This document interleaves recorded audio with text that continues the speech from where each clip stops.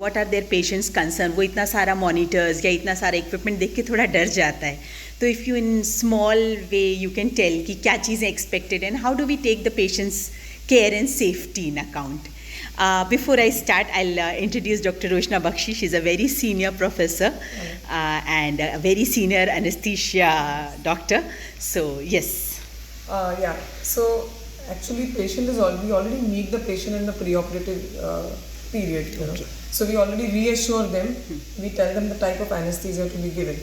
Once the patient comes in, of course, patient is going to be really tensed about what's going on around him. But we suppose it's a general anesthetic to be given, so I just tell him that yes, IV line is already Can you there. make it simpler in Hindi में बता सकते हैं general anaesthesia, या आप जो बातें कर रहे हैं वो थोड़ा कॉम्प्लिकेटेड है. हाँ. तो ऑलरेडी पेशेंट जब वार्ड में रहता है उसको एक IV लाइन लगी रहती है. अगर उसको जनरल एनेस्थेटिक देना होता है मतलब तो पूरा बेहोश मतलब कर पूरा बेहोशी देनी होती है, तो हम उसको यही कहते हैं कि आपको और कुछ समझ में नहीं आएगा, इसी IV लाइन के द्वारा मेडिसिन दी जाती है, उसको तुरंत नींद आ जाएगी और ऑपरेशन होने के तुरंत बाद वो आंखें खुल भी जाएंगी, मतलब वो होश में भी आएगा. तो इतना कह के उसको हम बेसिक मॉनिटर्स जो हमारे ओटी में रहते हैं उसमें अब ये हमारा एनेस्थीसिया मशीन है. It's called as an anaesthesia work station और मशीन, क्योंकि इसी के द्वारा हम उसका ब्रीदिंग, उसका हार्ट, वो सब कंट्रोल हमारे हाथ में रहेगा, लेकिन मशीन के द्वारा रहेगा. तो उसको ऑफकोर्स उसको इसकी डिटेल नहीं पता होती, लेकिन तो ऐसा हम कह सकते हैं कि ये जो मशीन है ये पेशेंट की सेफ्टी आपके मतलब के लिए ये बहुत ज़रूरी है कि ये मशीन बिल्कुल बिकॉज इस मशीन के द्वारा ही हम उसका जो भी इंट्रा ऑपरेटिव संतुलन जो हमें मेंटेन करना है, मतलब जैसे आप कहो हार्ट, लंग्स, ब्रेन, ये 3 मेन चीज़ें होती हैं जो हमें कंट्रोल में रखनी होती हैं और वो इस मशीन के द्वारा होती है. क्योंकि यहाँ पे मशीन का वेंटिलेटर है, यहाँ पे heart rate, blood pressure, ECG, ये सब यहाँ मॉनिटर होगा.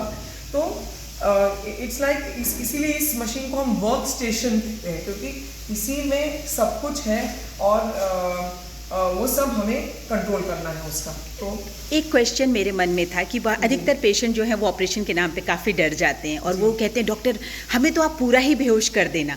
तो एक जनरल आदमी क्या समझे कि पूरा बेहोशी का ऑपरेशन सही रहता है, या जैसा हम कहते हैं रीजनल, या जितने जगह ज़रूरी है उतना ही सुन किया जाए. तो आप इसको कैसे समझाएंगे कि क्या सही रहता है एक पेशेंट के लिए जिसमें दोनों ऑप्शन हो. राइट. हाँ. अभी देखिए कैसा है, अगर पेशेंट एकदम फिट है, like a normal healthy patient, and उसको सपोज रीजनल एनेस्थीसिया, मतलब जस्ट एक भाग जो हम बेहोश करते हैं, अगर उससे बहुत डर लग रहा है तो हम पूरा बेहोशी दे सकते हैं. लेकिन जैसे रिस्क बढ़ती है और जो पेशेंट के लिए बेस्ट है, मतलब अगर छोटा सा ही एरिया हम ब्लॉक करके और वो पेशेंट खुद एक हाई रिस्क है, तो वो हम कन्विंस करने की कोशिश करते हैं कि वो बस उतना ही बेहोश. तो पेशेंट को डरना नहीं चाहिए, उसकी सेफ्टी उतने ही भाग को सुन करने में ज़्यादा रहेगी कि ज़्यादा पूरा बेहोशी. और अगर पेशेंट अगर इमरजेंसी में आए तो भी ये सेफ्टी बेटर रहता है ना, अगर हम रीजनल ही ब्लॉक करें तो. यस, मतलब अगेन बहुत सारे कंडीशंस हैं जहाँ पे हम रीजनल प्रिफर करेंगे. जैसे एक्सीडेंट है, पेशेंट ने खाना खाया है, patient yes, and patient coming for emergency caesarean sections. तो अगर उसने उस लेडी ने अगर खाना जस्ट 2 घंटे पहले खाया है और कोई और उसमें एब नहीं है, कोई कोमॉर्बिडिटीज नहीं है, तो हम स्पाइनल एनेस्थेटिक देने में रादर उसको कन्विंस करेंगे. ऑफ कोर्स ऐसा भी होता है कि पेशेंट एक्सीडेंट विक्टिम है, उसको बहुत सारी मार लगी है, उसका बहुत सारे लाइक से 2-3 फ्रैक्चर्स है, तो नेचुरली वो रिस्क लेके समझा बुझा, मतलब रिलेटिव से भी बात करके हाई रिस्क कंसेंट वगैरह सब हम लेते हैं, हम पूरी केयर करते हैं और हम पूरा बेहोशी भी दे सकते हैं. It's not impossible to give general anaesthesia. अच्छा, तो इतना सब आपने इतनी सारी जानकारी दी, तो मतलब हम ये समझ सकते हैं कि एक अच्छा एनेस्थेटिस्ट जो है वो एक सक्सेसफुल सर्जरी के लिए बेहद ज़रूरी है. बिल्कुल, और वो एक अच्छा सर्जन ही समझ सकता है जैसे कि आप. हाँ, तो मतलब कि जो पेशेंट का हम लोग तो सिर्फ सर्जरी करते हैं, लेकिन जो पेशेंट का पूरा मॉनिटरिंग है या उसकी जो केयर है, हम अगर 50% है तो 50% या maybe I give you 10% more कि 60% जो केयर है वो तो एनेस्थीसिया ही के लोग मैनेज करते हैं। बिल्कुल, मतलब यस, बेसिकली उसकी फिजियोलॉजी हम मेंटेन कर रहे हैं। कैसा है, पेशेंट को हमारा सिर्फ सर्जन का चेहरा दिखता है, उनको एनेस्थीसिया या बेहोशी के एक डॉक्टर होते हैं और एक पूरा अंडरस्टैंडिंग है, इसके बारे में ज़्यादा अंदाज ही नहीं होता। तो ये एक मेरी कोशिश है कि लोगों को ये भी पता चले कि जब आप सो रहे होते हैं पीसफुली तो पीछे आपका कौन ख्याल रख रहा होता है। Thank you so much, but yes, the common man should know, उसको पता होना चाहिए कि एनेस्थीसिया एक बेहतरीन ब्रांच है और इनफैक्ट एक बहुत ऐसी ब्रांच है कि जिसके बगैर वाकई कोई सर्जरी पॉसिबल नहीं हो सकती। और बहुत बार ये भी होता है कि सर्जरी वाकई छोटी है लेकिन पेशेंट में प्रॉब्लम्स इतने हैं कि वो एनेस्थेटिक रिस्क बहुत ज़्यादा हो जाती है, तो उसमें वो सेल थ्रू जो कराता है वो एनेस्थेटिस्ट होता है। और एक और सवाल था कि जैसा कि हर ब्रांच में होता है, हम ऐसा मान सकते हैं कि ओवर द इयर्स इतने सालों में एनेस्थीसिया भी काफ़ी डेवलप हो गया और सेफ्टी के भी काफ़ी, मतलब अब थोड़ा सेफ भी हो गया। और एनेस्थीसिया में भी फर्दर सुपर स्पेशलाइजेशंस हैं, जैसे कि न्यूरो एनेस्थीसिया, पीडियाट्रिक एनेस्थीसिया, जो बच्चों के स्पेशल एनेस्थीसिया या हार्ट के लिए स्पेशल एनेस्थीसिया देते हैं, उसमें भी सुपर स्पेशलाइजेशंस है। सो पर्टिकुलर ब्रांच के लिए पर्टिकुलर स्किल्ड पर्सनल रहता है। And so definitely anaesthesia over the years has become a safe branch and people should not worry. मतलब लोगों को बहुत कभी कभी डर लगता है, तो इतना डर भी नहीं लगना चाहिए, क्योंकि ऑफ कोर्स ऑल दिस भगवान है। सो नहीं, तो हम लोग का जैसा एक नॉर्मल प्रैक्टिस होता है कि हम सर्जरी के पहले ही पेशेंट को बोलते हैं कि आप अपने एनेस्थेटिस्ट को थोड़ा जान ले, तो पेशेंट का कंफर्ट लेवल भी थोड़ा अच्छा हो जाता है। बिल्कुल। तो और I think it must be happening with you also कि when you see the patient prior, आप एक बार पहले ही देख लेते हैं तो आपका भी कंफर्ट लेवल पेशेंट के साथ भी अच्छा हो जाता है। मैंने पहले भी इसी कॉन्वर्सेशन में यही कहा है कि anaesthetist should see the patient, क्योंकि पेशेंट को क्या क्या प्रॉब्लम्स हैं, क्या क्या मेडिकल इश्यूज हैं, वो हमें पता होने ही चाहिए, क्योंकि हमारा एनेस्थीसिया उसी हिसाब से हम चेंज करते हैं, एनेस्थीसिया ऑल्टर करते हैं, एनेस्थेटिक ड्रग्स बाय चॉइस लेके इन पर्टिकुलर पेशेंट ये हमें नहीं यूज़ करना है, ये मुझे पता होना चाहिए। और इसके लिए मुझे प्री ऑपरेटिव पेशेंट देखना बहुत ज़रूरी है। तो मतलब पेशेंट अपने डॉक्टर से ज़रूर डिस्कस कर सकते हैं कि एनेस्थीसिया में कौन रहेंगे डॉक्टर और क्या वो उनसे मिल सकते हैं। यहाँ पे ये कुछ ऐसी अलग सी इक्विपमेंट दिख रहा है, ये किस काम आता है? This is a patient warmer. मतलब अभी ओटी एनवायरनमेंट बहुत ठंडा रहता है, क्योंकि वो infection, that's a sort of infection control measure, that is why हमें एक स्टैंडर्ड रखना पड़ता है कि हमें ओटी को बहुत ठंडा रखना पड़ता है। Plus after anaesthesia itself patient को ठंड लगना थोड़ा और मुमकिन हो, I mean it is possible कि पेशेंट को और ठंडी लगे। सो ये पेशेंट वार्मर है जिसमें हम warm air, forced warm air देते हैं पेशेंट को जब पेशेंट अंडर एनेस्थीसिया होता है, तो ये पेशेंट को बहुत ज़्यादा ठंडा होने से बचाता है। मतलब पेशेंट के कंफर्ट के लिए ये ज़रूरी रहता है। बिल्कुल पेशेंट के कंफर्ट के लिए। अच्छा, doctor Usha, thank you so much, आपने इतना सब बताया। एक हमारा जो नॉर्मल व्यूअर है वो जानना चाहता है कि हमारा सिजेरियन होता है और अगर स्पाइनल देते हैं तो किस तरह का एक्सपीरियंस इंट्रॉप में भी रहेगा कि जब सर्जरी हो रही है, और पोस्ट ऑप में रिकवरी का क्या पैटर्न रहता है एक नॉर्मल पेशेंट जो हेल्दी है, कोई हाई रिस्क नहीं है, और सिजेरियन में डिलीवरी हो रही है तो? अभी स्पाइनल में ये है कि एक तो पेशेंट अवेक रहता है जब बेबी बॉर्न होता है। सो एक्चुअली मदर को बेबी की आवाज़ आती है, बेबी जब रोता है तो so she can experience that the birth of the baby without being asleep. And उसको ऑफकोर्स जो जनरल एनेस्थीसिया के प्रॉब्लम्स हैं वो पूरे अवॉइड होते हैं स्पाइनल एनेस्थीसिया में। Like I said, patient emergency में भी आती है तो जो पेशेंट हैं वो काफ़ी बार बहुत डर जाते हैं कि पीठ में इंजेक्शन देंगे तो क्या बहुत तकलीफ होगी या लॉन्ग टर्म उनको बैक एक होगा, ऐसा कोई ये सच है या मिथ है? This is an absolute myth. मतलब पीठ में जो हम इंजेक्शन देते हैं वो ना ही आपकी कोई हड्डी में दे रहे हैं या ना ही आपको किसी नर्व रूट को हम प्रिक कर रहे हैं। हम वो दे रहे हैं दो हड्डियों के बीच में, जहाँ ड्रग स्पाइनल कॉर्ड के आसपास डिपॉजिट होता है। सो इसमें और आपके जो लॉन्ग टर्म जो आपका बैकएक है उसका कोई ताल्लुक नहीं है, उसका कोई संबंध नहीं है। इनफैक्ट लॉन्ग टर्म बैकेज जो लेडीज में होती है that is because of calcium deficiency over a period of time, breast feeding वगैरह की वजह से या पोजिशनल भी ज्यादा होता है, पोजिशनल है, हार्मोनल भी है क्योंकि बैक रिलैक्स हो जाता है, एब्सोल्युटली हार्मोनल है। और तो स्पाइनल का 100% कोई इफेक्ट बैक में नहीं है आपके बैक एक के और साथ। वो पेशेंट कब तक वो चल फिर पाएगी वो नॉर्मली? एक्चुअली देखो कैसा है, स्पाइनल के लिए हम 24 आवर्स एकदम you have to lie down flat 24 to 48 hours, but of course by evening they can और बाय नेक्स्ट मॉर्निंग एटलीस्ट थोड़ा उठ के बैठ तो सकते हैं, definitely they can sit up, क्योंकि आजकल हम स्पाइनल नीडल्स जो भी यूज करते हैं वो बहुत बहुत पतली होती है, मतलब they are much lesser than even जो आईवी लाइन हम लगाते हैं वो ज्यादा दुखता है, राइट, आईवी लाइन इनफैक्ट ज्यादा दुखता है। सो वो घबराने की बात ही नहीं है कि आपको कुछ हेडेक होने वाला है या बैकएक होने वाला है। लाइक आई सेड उसका कोई ताल्लुकात इससे नहीं है।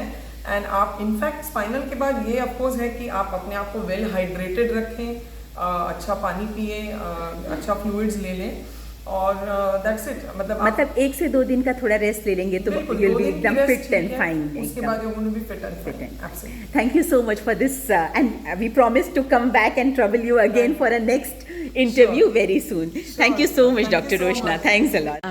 Recently you all celebrated World Anesthesia Day on 16th of October. तो ये डे स्पेशल क्यों है और कैसे मतलब सेलिब्रेशन आप लोगों ने कैसे किया? 16th October, actually 16th October 1846, that is almost 170 years ago, the first demonstration, the first world public demonstration of anesthesia was done. That was at Massachusetts General Hospital, and that commemorates the starting of anesthesia and a painless surgery. So that's why world over it is celebrated. And basically on that day we have some awareness programs for the general public. We also have some cultural programs just to enjoy amongst ourselves, at the same time making it into an awareness program so that a common man comes to know what actually an anesthesiologist does. And it's basically to commemorate that day that the world was where the world was gifted with this particular field. मतलब you cannot imagine a surgery without anesthesia in today's world. Exactly. So it is it was done on a labor patient or a tooth dental? Yeah, it was done on a dental extraction patient. So there is a very interesting story. उसकी एक story काफी interesting was पहली बार to him, and so that in that it was a big celebration that day when they actually could demonstrate it. Yeah, okay. Thank you so much. Thank you so much. Thank you. Hello doctor Sashmit, and I just wanted कि हम लोग ये discuss कर रहे थे कि बहुत सारे पेशेंट्स आते हैं जिनको स्पाइनल एनेस्थीसिया हम देते हैं या हम लोग कहते हैं कि पीठ में आपको इंजेक्शन लगेगा और वो डर जाते हैं, उनको लगता है कि ये दिया, और या बहुत सारे पेशेंट ऐसे भी आते हैं जो कहते हैं वो इंजेक्शन लिया था ना तब से ही वो दर्द शुरू हो गया। तो ये डॉक्टर रोशना ने ऑलरेडी डिस्कस किया कि बिल्कुल मिथ है, ऐसा होता नहीं है। तो अगर आप हमारे दर्शकों को थोड़ा बता पाते कि किस तरह से ये एनेस्थीसिया दिया जाता है। गुड इवनिंग एवरीवन, मैं डॉक्टर सस्मित हूँ and I am a specialist in pain medicine. तो मैं क्रॉनिक पेन देखता हूँ and I have done my specialisation in MD anaesthesia. So क्या होता है कि हमारे पास भी बहुत पेशेंट्स आते हैं गायनेक के, जैसे ऋचा मैडम ने बोला है कि जो सर्जरी मतलब उनका सिजेरियन हो गया है, उनको पीठ पे ये सुई लगाई दी गई और उनको लगता है कि उस वजह से उनको अभी भी दर्द है कमर में। तो ऐसा नहीं है, ये बिल्कुल गलत है। हम जो सुई यूज़ करते हैं इसको स्पाइनल नीडल हम बोलते हैं। ये एक डेमो पीस है। ये सुई इससे भी बहुत छोटी रहती है, जैसे हमारे बाल रहते हैं उतने फाइन लेवल की रहती है। तो ये सुई हम यहाँ पे, ये हमारी रीढ़ की हड्डी है। ये आप मॉडल देख रहे हैं, ये रीढ़ की हड्डी है। ये एक पहले वाली रीढ़ की हड्डी, ये दूसरी वाली। ये दोनों गैप के बीच में हम लोग जाते हैं, इसको हम बोलते हैं सब एरेक्नॉइड स्पेस। तो यहाँ से ये जो दो रीढ़ की हड्डियाँ हैं इनके बीच में मांसपेशियाँ रहती हैं। यहाँ पे ऐसे पूरे ये सबको जोड़ती हुई मांसपेशियाँ रहती हैं। तो हम बिल्कुल मिड लाइन से जाते हैं यहाँ से, और ये जो छेद जहाँ पे दिख रहा है ये हमारी स्पाइनल कॉर्ड है। यहाँ के इसके फुल राउंड ऐसे एक स्पेस रहता है जहाँ पे वो पूरा CSF घूमता रहता है, उसको नहलाता है। तो इसको हम यहाँ पे टारगेट करते हैं। हमें स्पाइनल कॉर्ड को जाके हिट नहीं करना है, उस स्पेस में सिर्फ दवाई देनी है जो CSF में जाके बाद में वो पूरे फैल जाके वो पूरा सुन्न हो जाता है। तो इसमें हम क्या करते हैं, प्रोसीजर में पहले पूरे साफ करने के बाद इसको हम ये नीडल को यहाँ से घुसा देते हैं।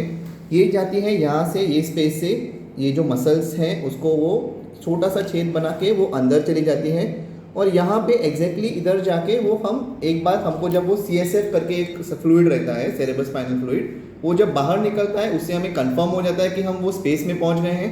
उसके बाद हम अपना दवाई वहाँ पे दे देते हैं। ये जो दवाई रहती है उसका असर सिर्फ 3 से 4 घंटा रहता है, उसके बाद उसका पूरा असर चला जाता है। और जब हम ये छेद करते हैं तो बहुत ही छोटा सुई, जिससे हम नॉर्मली जब हम कमर पे वगैरह मतलब पीठ पे वगैरह कभी इंजेक्शन लेते हैं नजर डॉक्टर के पास जाके, उससे भी छोटा सुई ये वाला रहता है। ये सिर्फ मांसपेशियों को ही थोड़ा सा छेद करके अंदर जाके देती है, तो आपके स्पाइनल कॉर्ड को भी नहीं लगता है। इससे आपके नसों को कोई डैमेज नहीं होती है, इससे आपके मांसपेशियों को भी कोई डैमेज नहीं होती है। बाई चांस अगर कुछ डैमेज होता है तो पहले 12 घंटे में ही हमको पता चलता है कि आपके कुछ नस को डैमेज या फिर कुछ ये हो गया है। नहीं तो अगर 12 घंटे से ज़्यादा आपको कुछ तकलीफ नहीं हुई, नस में कुछ डैमेज नहीं हुआ, तो कुछ सिम्टम नहीं होते हैं। ये जो हम डैमेज जो हो जाता है मसल्स में, मतलब जैसे कि हम छेद कर रहे हैं यहाँ से, बहुत ही छोटा छेद रहता है और जो मसल को जब छेद करके जाते हैं तो ये 2 हफ्ते में पूरा हील हो जाता है।